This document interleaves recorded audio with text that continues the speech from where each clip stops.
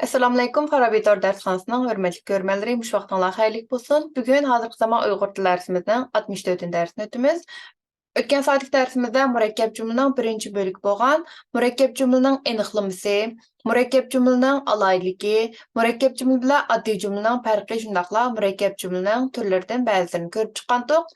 Bugünkü dərsimiz bolsa mürəkkəb cümlənin ikinci bölükü bolğan mürəkkəb cümlənin türlərindən beqindiliq mürəkkəb cümlə və aralaş mürəkkəb cümlə görüb çıxımız. Dersimizə başlaşdan burun ötken saatlik dersimizin axırı sorab ötken tüvəndiki iki sualımızga qısqa cavab verib ötəyli. Birinci sualımız bolsa mürəkkəb cümlə degan nima? Bu sualın cavabı mürəkkəb cümlə deganimiz məna cəhətdən bağlanışlıq bolğan iki yoki undan artıq addi cümlənin ma'lum sintaktik münasibətdə bir kişiden tüzülüb bir qədər mürəkkəb oy fikrini ifadələydigan cümləni göstərir. İkinci sualımız bolsa Uyğur tilidəki mürəkkəb cümlələr qaysı türlərə ayrılır? Bu sualın cavabı Uyğur tilidəki mürəkkəb cümlələr tarmaq cümlələrinin qandaq münasibətdə bağlanğanlığına qarab təndaş mürəkkəb cümlə, beqindiliq mürəkkəb cümlə və aralaş mürəkkəb cümlə deyəndək üç türə ayrılır.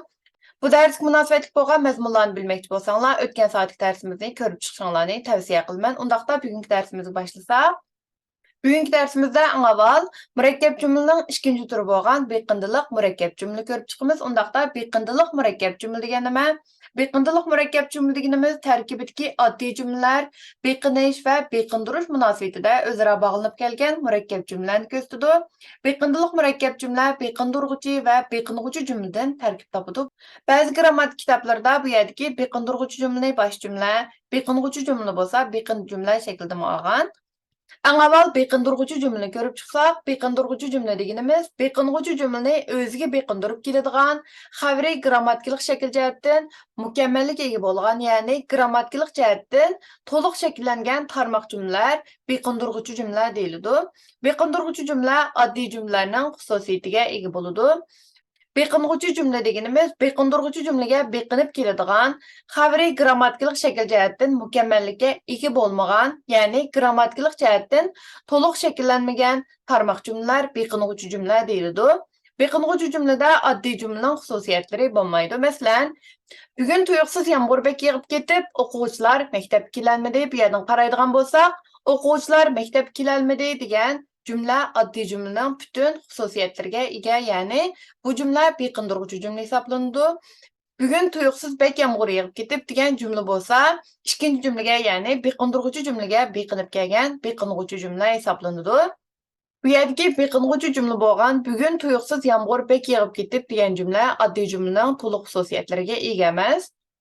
Əmdi beqindiliq mürəkkəb cümlənin alaylığını görüb çıxımız. Birinci alaylıq bolsa, beqindiliq münasibəti bağlanğan mürəkkəb cümlənin tərkibidəki tarmaq cümlələr özara beqiniş və beqinduruş münasibətində bağlanıb gəlsimi, lakin məna cəhətdən yenila özünün yekka oy fikirlik xüsusiyyətini yo'qotmaydı. İkinci alaylıq bolsa, bu xil münasibətə bağlanğan mürəkkəb cümlə tərkibidəki tarmaq cümlələrinin bəziləri tüzülüş cəhətdən ma'lum dərəcədə öz müstəqilligini saqlab qalasımı, yəni bəziləri saqlab qalalmaydı. Lekin bununluq bilan ular addi cümləlik xüsusiyyətini bütünlüy yo'qotib, boshqa tarmoq cümlənin tərkibiga singib, shu cümlənin bir bölügiga aylanib ketolmaydi. Üçüncü alaylik bolsa, beqindiliq münasibati bağlanğan murakkab cümlənin tərkibidəki tarmoq cümlələr turlik morfologik şəkillər, yüklümələr və bağlaucularning yordami bilan o'zaro bağlanıb turdi. Beqindiliq murakkab cümlənin 4-cü alaylik bolsa, beqindiliq münasibati bağlanğan murakkab cümlələrning tərkibidəki tarmoq cümlələr özara beqinish və beqinduruş münasibətində kelganligi uchun ular özara tangdash münasibətə bağlanğan murakkab cümləyə qaraganda o'ziga xos intonatsiyaga ega bo'ladi. 5-ci alaylik bolsa, beqindiliq münasibətə bağlanğan murakkab cümlələr bağlaucular orqali tangdash münasibətə bağlanğan murakkab cümləyə qaraganda murakkab və keng oy fikrini anlatadi. 6-cı alaylik bolsa, beqindiliq münasibətə bağlanğan murakkab cümlələrinin tərkibidəki tarmoq cümlələrinin o'rni muqim bo'lmaydi. Ko'pincha ahvollarda beqinğucu cümlə avval, beqindurğucu cümlə keyin keladi. Beqindiliq murakkab cümlə tərkibidəki tarmoq cümlələr ki, səbəbi, chunki qatorliq bağlaucular bilan bağlanıb kelgan vaqtda beqindurğucu cümlə avval, beqinğucu cümlə bo'lsa keyin keladi. Bularni tafsili ko'rib chiqamiz. Əmdi beqindiliq murakkab cümlələrinin türlərini görüb çıxsaq, beqindiliq murakkab cümlələr tarmoq cümlələrinin bağlanış alaylığı qarab, ki bağlaucusu orqali bağlanğan beqindiliq murakkab cümlə, qo'shimchaning vasitasi orqali bog'langan beqindiliq murakkab jumla va yordamchi so'zlar va boshqa grammatikalik elementlar orqali bog'langan beqindiliq murakkab jumla degandek 3 turga ayriladi. Buning ichidan eng avval ki bog'lovchisi orqali bog'langan beqindiliq murakkab jumla ko'rib chiqamiz. Ki bog'lovchisi orqali bog'langan beqindiliq murakkab jumlada tarkibidagi oddiy jumlalar ki bog'lovchisining vasitasi orqali o'zaro bog'landi. Bosh jumla avval, ya'ni beqindiruvchi jumla avval, beqindi jumla oxirida keladi, ya'ni beqing'uvchi jumla oxirida keladi.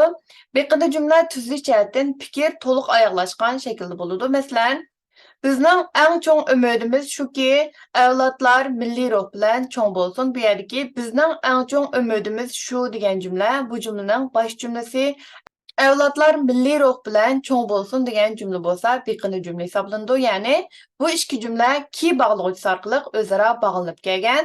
İkinci cümle qaraydigan bolsak, Adil shunchalik tirishchan ediki, 1 minut vaqtini bekor o'tkazmaydi. Bu yerdagi Adil shunchalik tirishchan edi degan jumla, bu jumlaning bosh jumlasi va 1 minut vaqtini bekor o'tkazmaydi degan jumla bo'lsa, beqilg'uvchi jumla.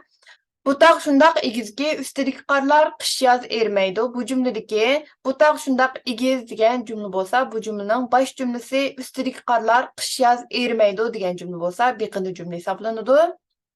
Endi beqindilik murakkab jumlaning ikkinchi turi bo'lgan qo'shimchaning vasitasi orqali bog'langan beqindilik murakkab jumlani ko'rib chiqamiz. Bu xil murakkab jumla tarkibidagi oddiy jumlalar fe'llarning shartray qo'shimchalari, ya'ni sasa qo'shimchasi va bir qism ravishdosh qo'shimchalari pe, ip, up, up, g'icha, qicha, gicha, kicha, g'achqa, qachqa, kechga, kechga qatorliq ravishdosh qo'shimchalari va bir qism kelish qo'shimchalarining vasitasi bilan o'zaro bog'landi. Beqindi jumla avval, bosh jumla bo'lsa, oxirida keldi. Masalan, qushlar qayerda havo issiq bo'lsa, shu yerga uchib berib yerlashdi. Bu jumladagi bosh jumla bo'lsa, shu yerga uchib berib yerlashdi va qushlar qayerda havo issiq bo'lsa degan jumla bo'lsa, beqindi jumla, ya'ni bosh jumlaga beqilib kelgan holatda keladi. Ya'ni bu yerdagi birinchi jumlada fe'llarning shartray qo'shimchasi sa orqali bu ikki oddiy jumla o'zaro bog'lanib kelgan. Endi ikkinchi jumla qaraydigan bo'lsak, hammamiz birlikda tirishib bu xizmatning uddasidan cho'qim chiqamiz. Bu jumladagi bu xizmatning uddasidan cho'qim chiqamiz degan jumla bo'lsa, bosh jumla, ya'ni beqindiruvchi jumla. Hammamiz birlikda tirishib degan jumla bo'lsa, beqindi jumla hisoblanadi va ip degan ravishdosh qo'shimchasi orqali bu ikki jumla o'zaro bog'lanib kelgan.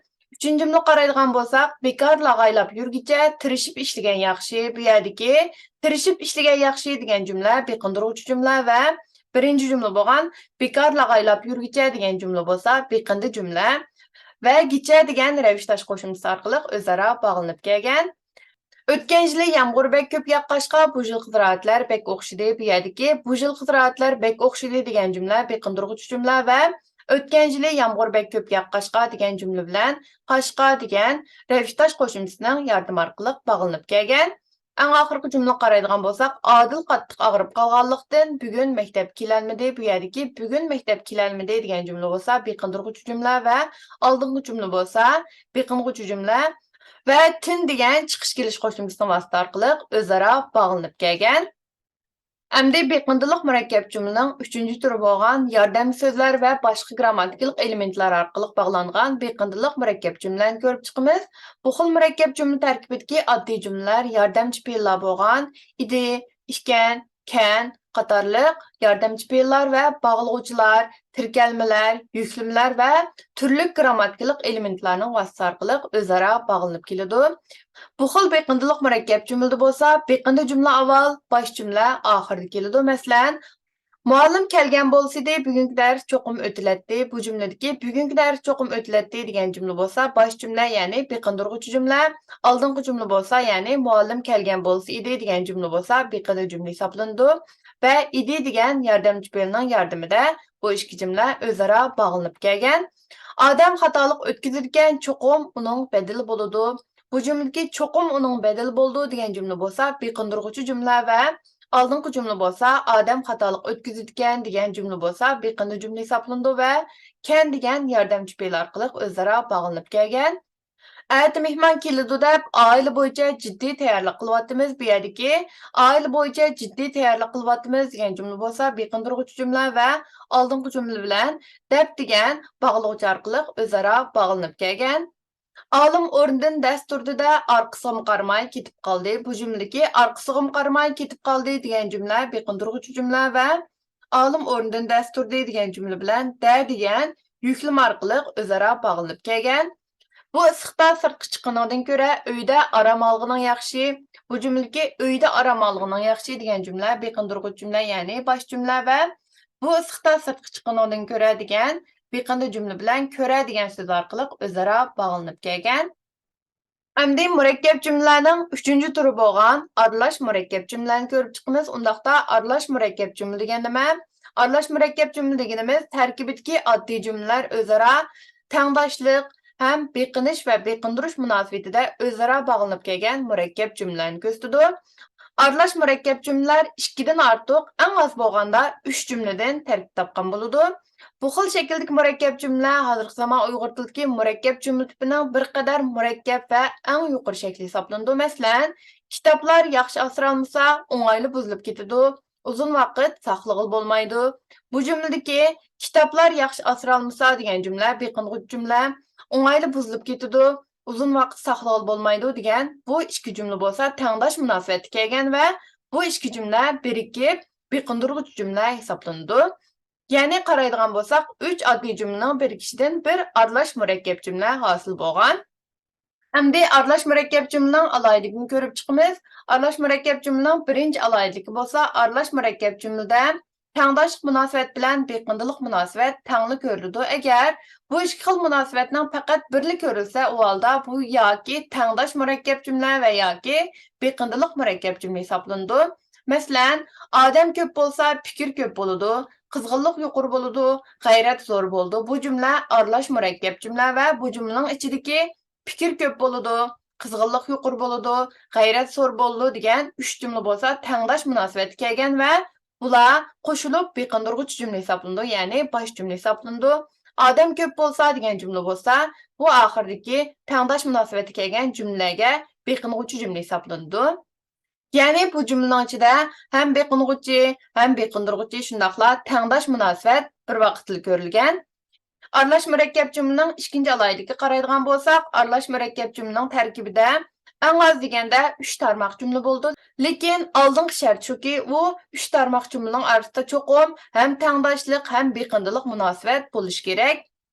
Aralash murakkab jumlaning 3-chi alohidligi bo'lsa, aralash murakkab jumla tarkibidagi tarmoq jumlalarning ba'zilarining xabari grammatikalik tuzilish jihatdan mukammal bo'lib, oddiy jumla xususiyatiga ega bo'lsa-mu, yana ba'zilarining xabari grammatikalik tuzilish jihatdagi mukammallikni saqlab qolmagan bo'ladi.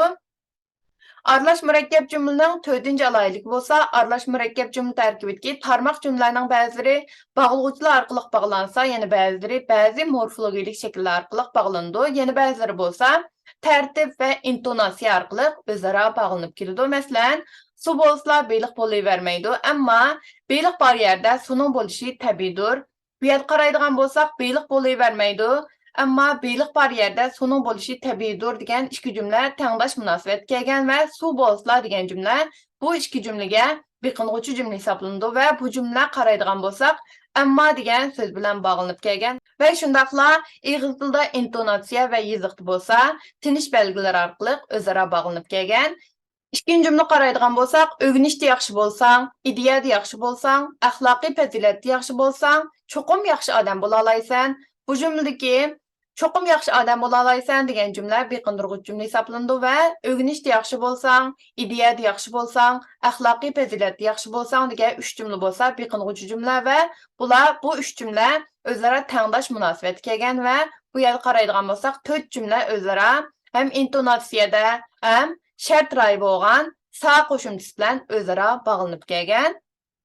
Bugungi darsimizning oxiriga keldik. Bugungi darsimizning oxiridami o'xshashla o'tgan soatlik darslarimizga o'xshash. Bu darsimizga munosabatli bo'lgan tuvandagi 2 savolni so'rab o'tamiz. Birinchi savolimiz bo'lsa, beqindirlik murakkab jumla degan nima? Ikkinchi savol bo'lsa, aralash murakkab jumla degan nima? Aralash murakkab jumla bo'lishining eng muhim sharti nima? Bu savollarning javobini YouTube videomuzning ostidagi inkas qismiga yoki Instagram hesabimizning DM qismidan uchur yozib avasanlar bo'ladi. Undaqda keyingi soatlik darsimizda ko'rishaylik. Ko'rishguncha omon bo'linglar. Xayr xo'sh.